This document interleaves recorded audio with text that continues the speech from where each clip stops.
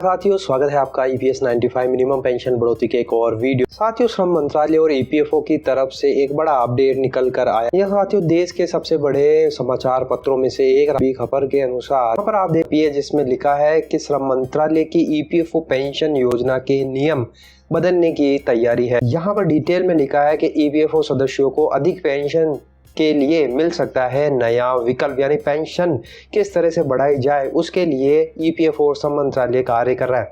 तो चलिए यहाँ पर जानते हैं डिटेल में क्या लिखा है कि नई दिल्ली केंद्र सरकार कर्मचारी भविष्य निधि की पेंशन योजना के नियम बदलने पर विचार कर रही है।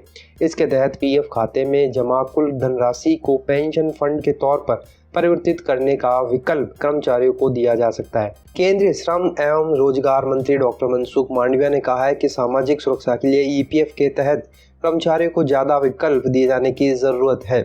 अगर कोई कर्मचारी सेवानिवृत्त होने के बाद चाहता है कि उसके पीएफ खाते में जमा धनराशि को पेंशन फंड में परिवर्तित कर दिया जाए जिससे उससे ज़्यादा पेंशन मिल सके, सरकार इस पर गंभीरता से विचार कर रही है। उन्होंने कहा, सभी पहलुओं पर विचार विमर्श कर नियमों में बदलाव किए जाने की पर्याप्त संभावना है। ईपीएफओ पोर्टल से जुड़ी दिक्कतों पर केंद्रीय मंत्री ने कहा कि हम ईपीएफओ पोर्टल को किसी बैंकिंग वेबसाइट की तरह बनाने की दिशा में काम कर रहे हैं। अगले 6 महीने में इसे व्यापक सुधार दिखाई देगा। हमारी कोशिश है कि बैंकिंग पोर्टल की तर्ज पर ईपीएफओ के पोर्टल पर भी कर्मचारियों को एक क्लिक पर सारी सुविधाएं उपलब्ध हो सके।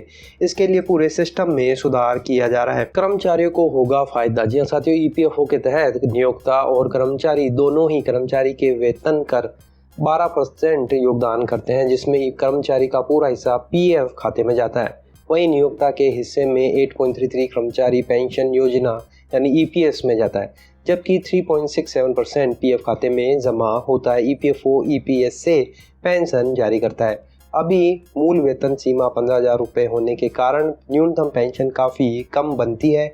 अगर नए नियमों को मंजूरी मिलती है तो कर्मचारियों को अधिक पेंशन मिलना संभव हो सकेगा। तो साथियों, ये बड़ा अपडेट तो है, लेकिन बात वहीं पर आकर अटक जाती है कि आपको ये पैसा भरना पड़ेगा। इस हिसाब से जहाँ इन्होंने मेंशन किया है कि पीएफ का पैसा ही अगर आप पेंशन में डाल दो तो आपकी पेंशन बढ़ जाएगी, लेकिन सरकार पेंशन बढ़ोतरी करने के मूड में नहीं दिख रही है। यहाँ से तो यही साफ दिख रहा है। लेकिन साथियों, हमें वेट करना होगा। एनएससी लगी हुई है, पेंशनर लगातार आंदोलन कर रहे हैं कि मिनिमम पेंशन जो अभी 1,000 रुपये उसको बढ़ाकर कम से कम 7,500 रुपये कर दी जाए, जो अभी वर्तमान में विकल्प है उसी को लेकर।